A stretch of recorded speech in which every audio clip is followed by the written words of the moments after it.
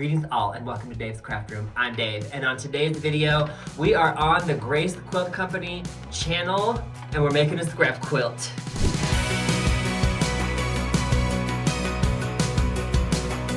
I had this idea to do a road quilt, which I've been seeing on Pinterest recently, and I found a pattern in this book. This is Encyclopedia of Classic Quilt Patterns, 101 patterns, I think, yes. And this is a really good book. I don't care for the way the book is bound because the pages keep falling out, but that's not necessarily a bad thing because this was the page I needed. It literally just fell out of the book. I'm gonna make a scrap background and then it's gonna have a road on it. So let me show you what I'm gonna use for the road. These are like two slightly different blues. I love the idea of using colors that don't match. It's a scrap quilt. Why should they match? They shouldn't match, actually. Now, I already went ahead and cut out these pieces out of cardstock. These are the pieces that I got off of this page.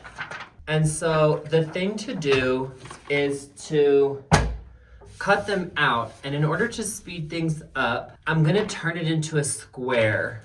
This one, if I do 5.5-inch squares, and then this piece will do 4-inch squares, that'll make it easier as I go along to just cut these shapes out of it. I can rotary cut the squares, and then I'll have to use scissors for the curves. I have learned in the course of having this channel that many people have an aversion to curves. And honestly, it's very doable for most people.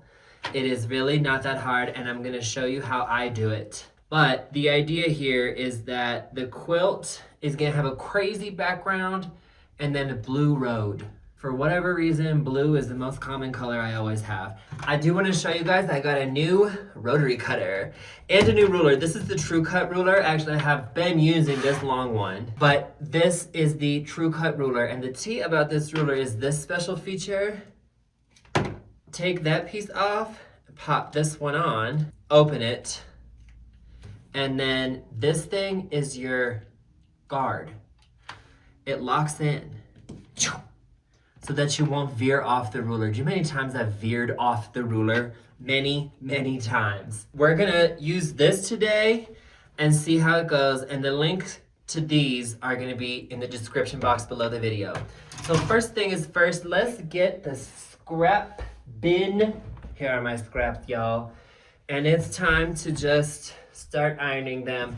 You know, other people, like my mom, for example, she organizes her scraps. She pretty much cuts them to 5-inch squares, like a charm, or 2.5-inch squares or whatever. I don't do that because I prefer to do it this way. I just want them all in a bin like that. You know what else I have to tell you guys is this. On the actual paper, the real pattern, it has these lines here.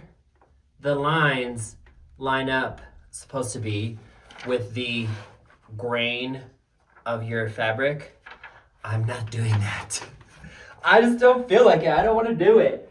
My life's too short to do anything I don't want to do. It'll be fine. It'll buff. That's the thing about a scrap quilt. Why should it be perfect? It shouldn't be.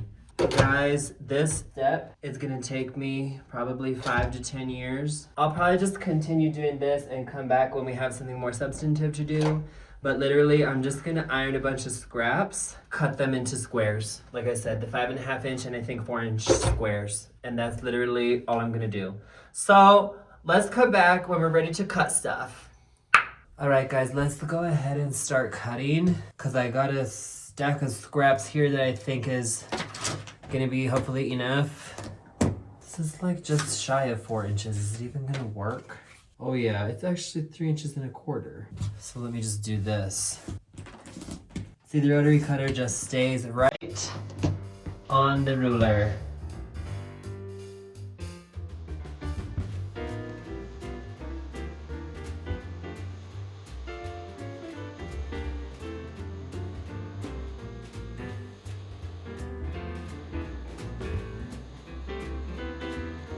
Here I go doing this part now, and the way I do that is I add 3 and then I just trace it Now I want this line to line up with that so I can cut them. Well, I can't do it here.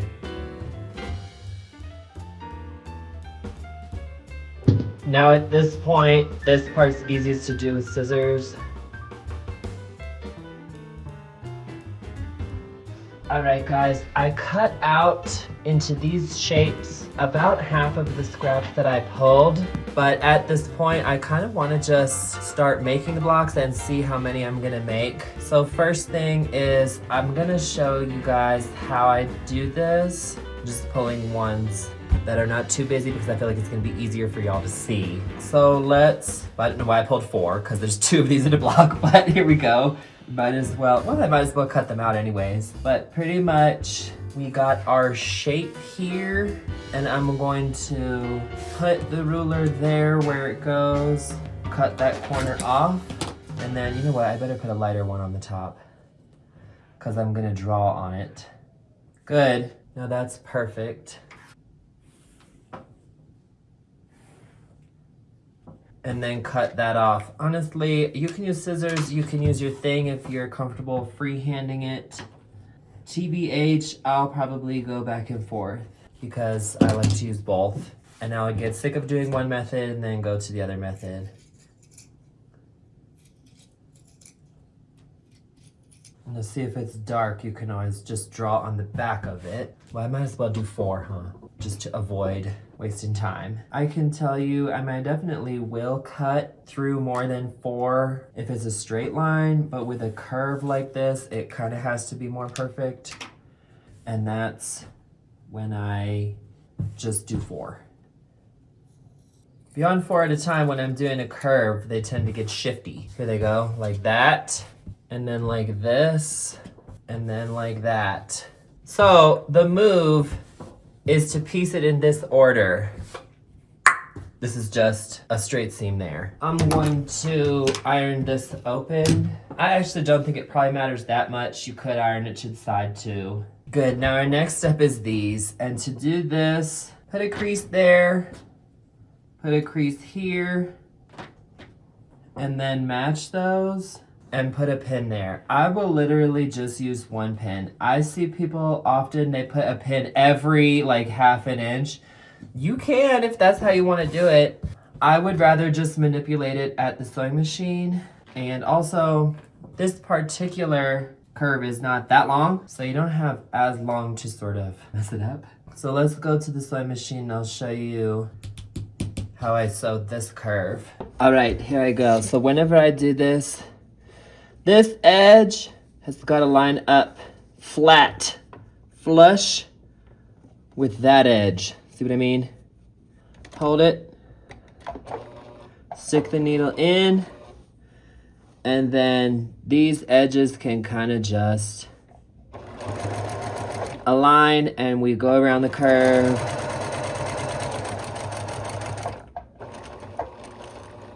Once I get to the middle, I pull the pin out.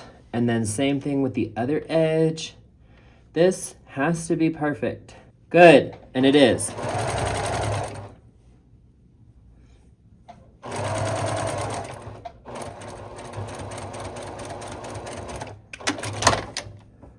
Stunning. Let's do the other one. Good, now I'm going to iron them outwards. Now we're in this position.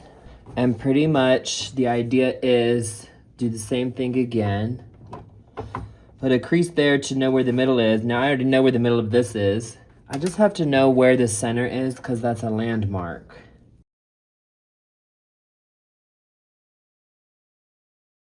Okay, iron it. Oh my gosh, it's gonna be so stunning. You know, they actually tell you should always put the convex piece on the top. I just feel like this way is easier for me, but there's always multiple ways to do stuff. It seems like whether it's convex or concave, putting the smaller piece on the top kind of overrides that other rule to me. Good, let me iron it. Good, we have our first block. It is stunning. And now this is what I want to say about this block. It's actually not a perfect square. And the thing is, I'm not going to trim it because these pieces right here need to be exactly where they are. Instead of trimming it, when I sew the blocks together, I'm just going to coax everything into place and it'll be just fine. It'll work. Everything's going to buff. So what I'm going to do next is pretty much that times 100,000 or 5 million, however many I have. We'll see how many I do have. Obviously, I need more of these. 2 of each piece goes in the blocks. So basically, however high this stack is, basically cut it in half. But then I'll at least have a better idea of how many blocks I've made or I've prepared for and how many more I need. And then that's pretty much it. So I'll probably come back when I have a fat stack of these. All right, people, we're about ready to start piecing. I love the fact that we have 2 different blues. And my rule is if there's 2 of the same color or 2 of the same piece of fabric and they want to be back together, I'm just going to let them be back together. I feel like by allowing 2 pieces of the same fabric to come back together, we are introducing more strange and interesting shapes into the quilt, and that actually creates more interest than if I was to intentionally make sure that no piece of fabric of the same kind touched. So I am going to allow them to touch, and it's going to be fine. First, let me do these.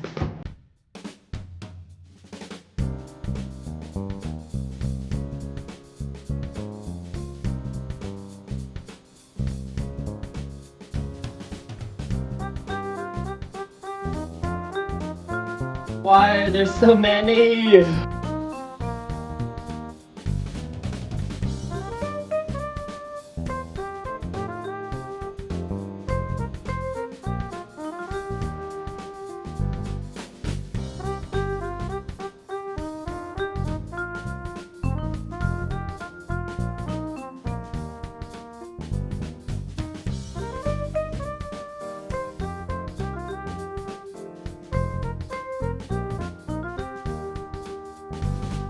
Okay, so this would be our first layout option. Actually, this was just me putting them up at random. I'm gonna try some other layouts and see how I feel about them. I'm liking the circle energy. Let's see what happens when we put things in a circle.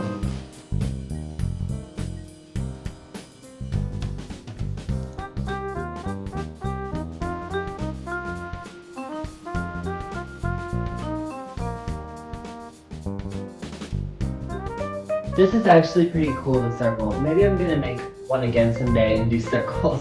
But I definitely think I want more of a squiggle.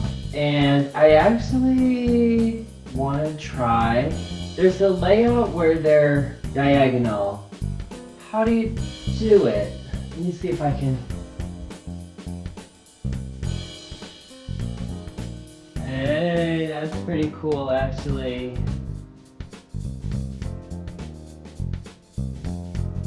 Hey, I kind of like it. I'm gonna try something else entirely.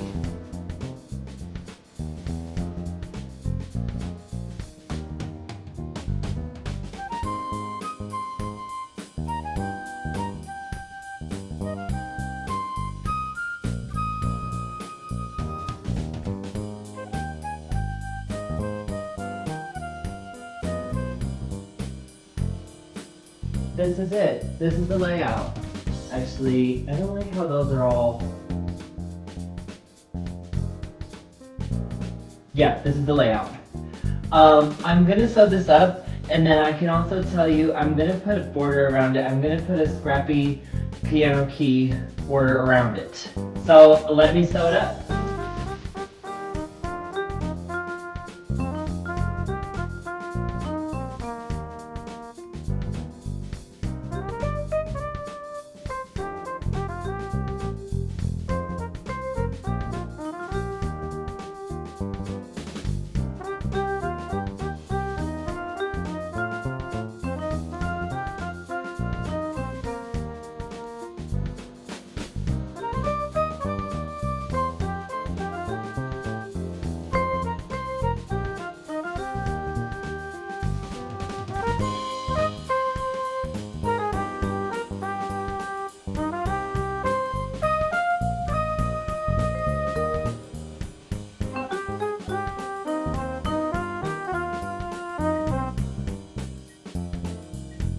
Alright, I'm preparing for the scrappy border. I'm pretty much just taking scraps and ironing them. Anything that's bigger than 4.5 inches goes in this pile. Anything smaller than it goes in that pile.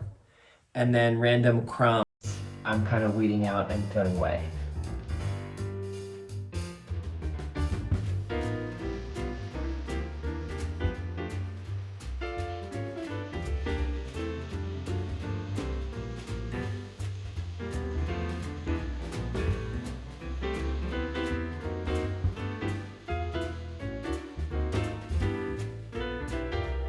Good. It's done. The top. Now let's sandwich it. I got cotton batting here, and I'm gonna use this for the back once I sew it together. This is blue plaid flannel, buffalo check. That's it, and then I'll quilt it on my Cutie Breeze frame. So I'll see you guys next at the Cutie Breeze frame. Okay, I'm about ready to pop my quilt onto the Cutie Breeze frame, and this is my little rebel as well. And I got the thread here. This is Finesse Mermaid Code, variegated. And this is what I'm gonna use to quilt it with. I also had this as an option. This is Seaside Teal. Actually, I couldn't decide which one to use. Now I think the Seaside Teal would be better. It has teal in the name, but this one has mermaid in the name. I'm gonna use Mermaid Code. Thread the machine. You may notice I have a floor-length mirror on the table. I put a mirror under the machine so that I can peer inside and see and check the tension. Check to make sure the tension is good. I've had so many issues with tension in my life that's what I did. Okay, let's load the quilt.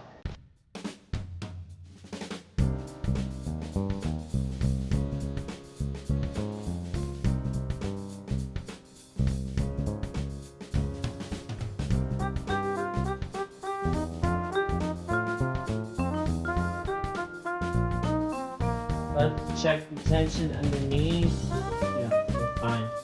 It was a little too tight when I first started out. I had to adjust it, but it's good now.